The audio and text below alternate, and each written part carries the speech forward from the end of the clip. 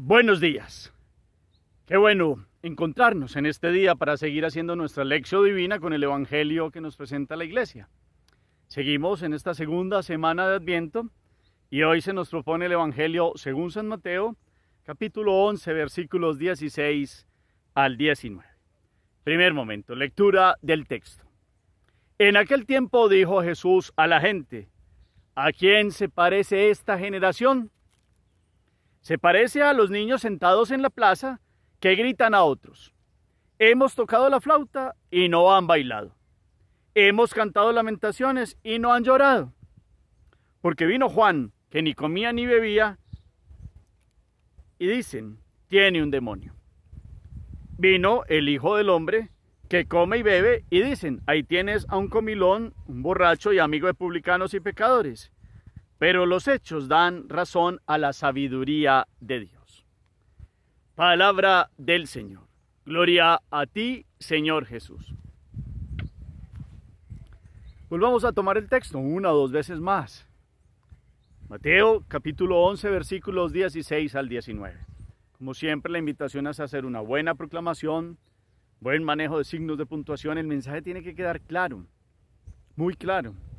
Todos los versículos son importantes, cada palabra.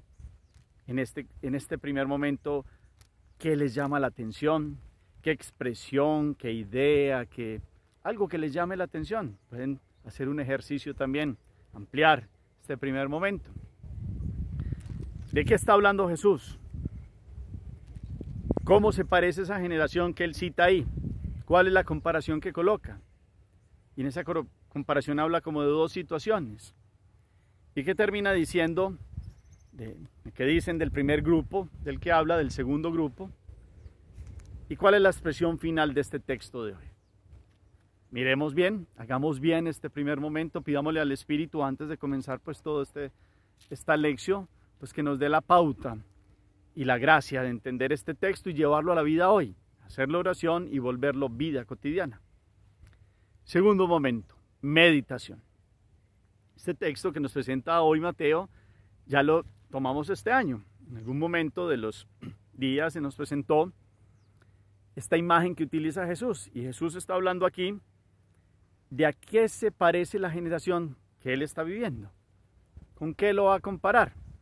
Y entonces habla de un grupo de niños que están en la plaza, que le gritan a otros que cuando tocan la flauta están cantando y que hay como fiesta, invitan a que los otros se alegren. No lo hacen. Y cuando han cantado lamentaciones, es decir, como gesticulando situaciones tristes, invitando a que jueguen como algo doloroso, tampoco lo hacen. Y Jesús está hablando, lógicamente, de dos formas como se ha presentado el reino.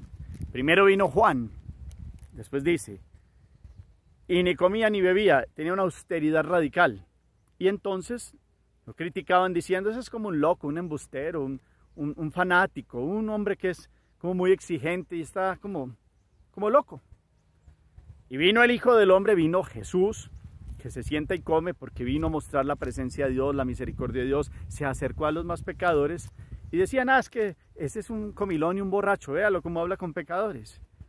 Dos formas como Dios se ha acercado, primero con Juan el precursor, que invitaba a la penitencia y al cambio de vida, y después con Dios mismo, con Jesucristo, que se acercó a los más alejados para mostrarles que Dios venía a curarlos, que Dios traía una sanación y una misericordia para ellos.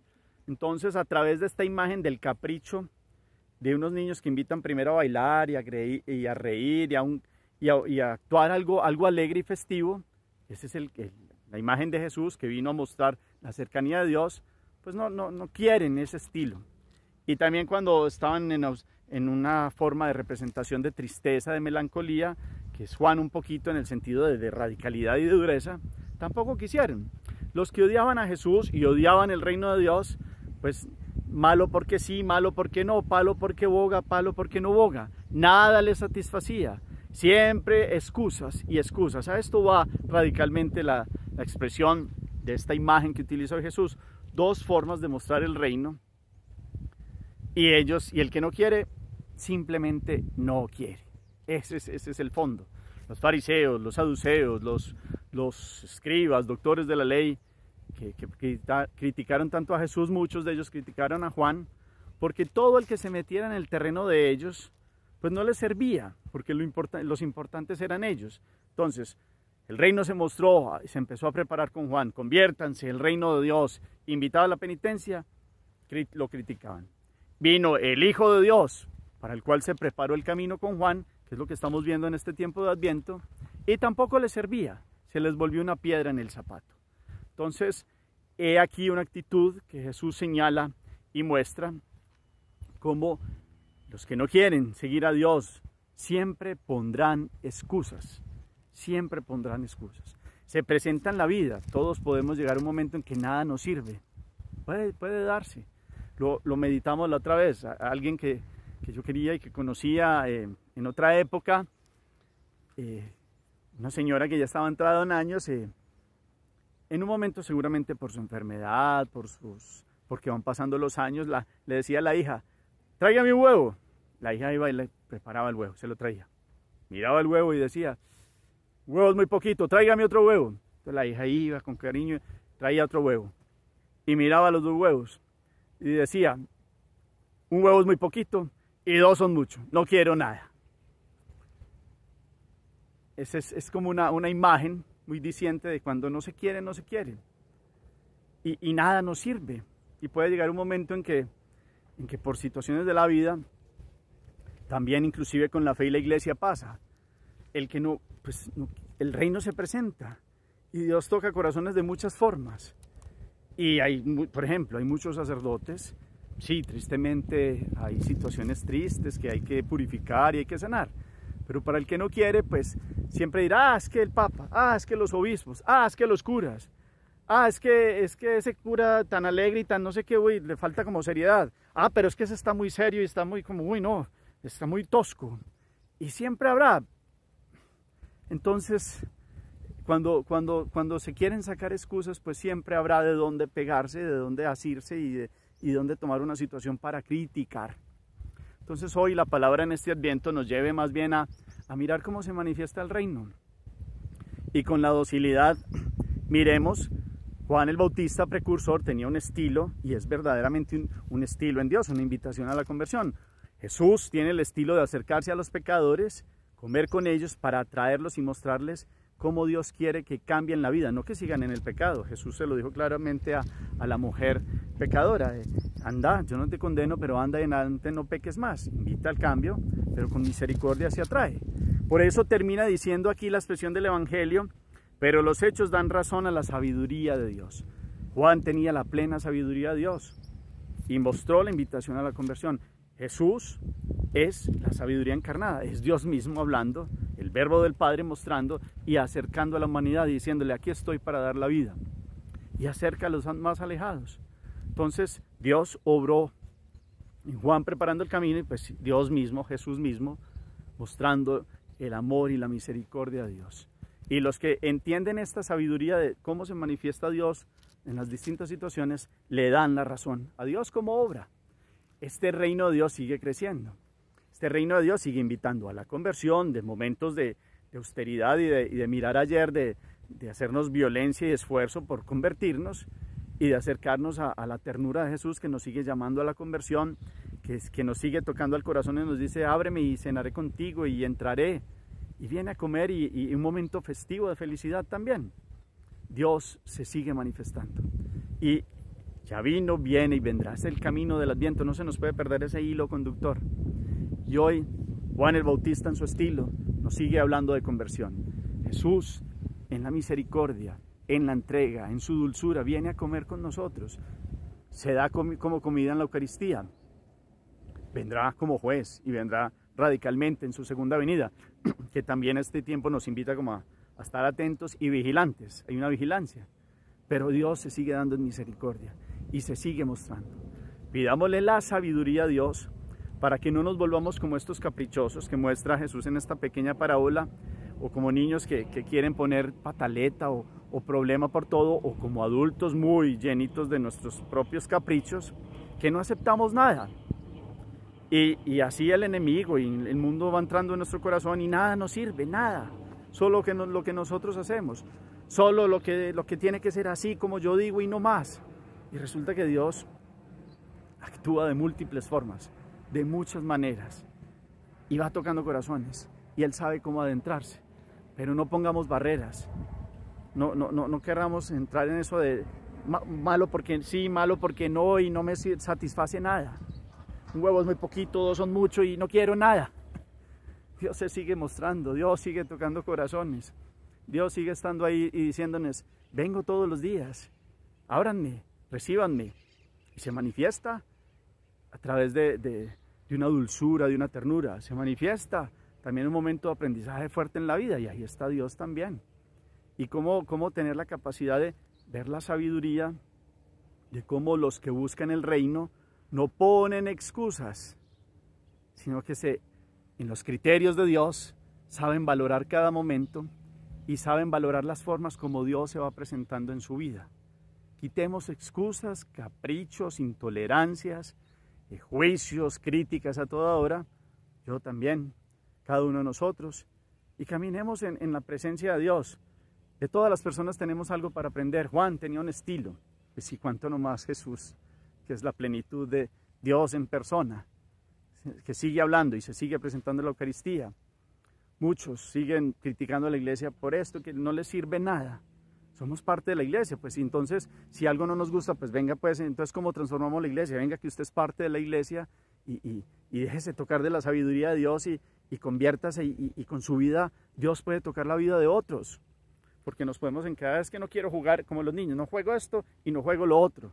No, venga, entre más que en el juego, en esta historia de la vida de la iglesia, donde el reino se sigue mostrando, se sigue ofreciendo, Dios vino, viene y vendrá. ¿Y cómo vamos leyendo esta historia en Dios? ¿Qué podría decir Jesús también? Cuando dice esta generación se parece a, lo hemos tratado en otros momentos.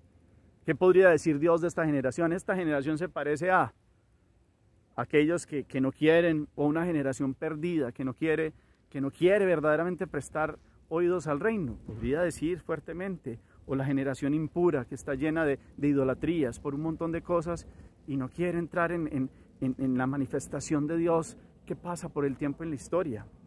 Pidámosle a Dios hoy con fuerza y gracia su presencia, su gracia para prepararnos al nacimiento de Jesús, al encuentro cotidiano y a la segunda venida de Él. Hagamos oración. Gracias, Señor Jesús, porque con tu creatividad, con tu pedagogía, a través de las parábolas, nos enseñas a ser dóciles a la sabiduría de Dios. Te clamamos, Señor Jesús, que saques de nuestro corazón todo tipo de excusa, de arrogancia, de capricho, todo aquello que hace que no nos sirva nada, que no veamos cómo te presentas todos los días en nuestra vida. Tantas invitaciones que nos haces de una forma y de otra forma, y a todo decimos que no. Vence, Señor, en nuestros corazones tanta terquedad, arrogancia, soberbia, sobradez, para que sepamos ver que tú vienes todos los días en lo más sencillo. Estás en un pan pequeñito en la Eucaristía y nos sigues diciendo, vengan y coman, que come mi carne y bebe mi sangre, habita en mí y yo en él. Queremos habitar en ti, Señor, y que habites en nosotros. Permítenos tener esta voz de Juan que nos sigue diciendo, conviértanse, el reino está cerca. Este es el Cordero de Dios, que nosotros podamos ver a Juan señalándote y que te podamos recibir en tu misericordia y nos podamos sentar a cenar contigo, en la alegría, en la fiesta, en el gozo. En estas dos formas de la manifestación, tú, la máxima manifestación de Dios, Dios verdadero Hijo del Padre, permítenos hoy sentirte en nuestra vida, invitarte, abrirte la puerta y cenar contigo y ser felices y no tener ya lamentaciones sino gozo de conversión, pero también todos los días poniendo a tus pies nuestra vida, que podamos vencer las excusas del mundo de hoy y adentrarnos en tu sabiduría y en el encuentro contigo. Amén. Cuarto momento, la acción. ¿Qué caprichos tengo? Soy de los que dicen, es que nada me sirve, solo lo que hago yo. Soy de los que mantengo criticando, es que la iglesia no sirve por esto, es que los curas no sé qué, el papa no sé qué, los obispos no sé qué. y Dios que está tocando su corazón de muchas maneras, y el mío también, y a veces nos quedamos como en caprichos y en excusas. ¿Qué caprichos, qué excusas tengo que sacar de mi vida? Ayer hablábamos cómo me tengo que hacer violencia en algo para entrar en presencia de Dios y dejar que Dios actúe hoy. ¿Qué caprichos, qué terquedades, perdónenme la expresión, tengo que vencer para orar en Dios, para sentir a Dios? Si Dios me invita hoy al baile y al gozo de sentirlo en mi corazón, pues voy. Si hay momentos de austeridad y de momentos de penitencia, pues los asumo. Y como venga la vida en el día a día, si Dios está conmigo, ¿quién contra mí? Y entro a proponer y a participar en vez de criticar. ¿Cómo estamos? Si yo hago parte de esta generación, ¿qué tipo de oración tengo que hacerle a Jesús para que venga y venza esta generación? Que ante tanta impureza, pureza, ante tanto robo, desenfreno de todos tipos, ¿qué le pedimos a Dios que transforme esta generación con otros corazones nuevos? Hago oración por todo el cambio de esta generación que espera la segunda venida de Jesús. Ahorita nos preparamos para el nacimiento de Él, pero estamos vigilantes y atentos. A veces por estar criticando y que nada nos sirve, pues perdemos como el sentido de la vigilancia. Dios pasa, Dios viene todos los días. Es la Eucaristía para mí el encuentro festivo con Dios. Entonces miremos las preguntas, saquemos excusas y saquemos tanta criticadera, perdónenme la expresión, yo también. Y más bien propongamos en la sabiduría de Dios santidad para esta iglesia. Y si hay alguien que objetivamente está haciendo daño y no sirve, sea un clérigo, sea un sacerdote o alguien, pues pidamos por él. Y pidamos porque la iglesia se llene del gozo de la presencia de Jesús. Propongamos, antes que criticar, entonces, ¿qué proponemos? Pues santidad de vida. ¿Y cómo lo hacemos? Pidámosle a Dios y al Espíritu que nosotros seamos agentes activos de la presencia de Dios en el mundo de hoy. Esa es la propuesta también. Señor los bendiga, los llene de su paz y de su gracia en el nombre del Padre, y del Hijo, y del Espíritu Santo. Amén. Feliz día para todos.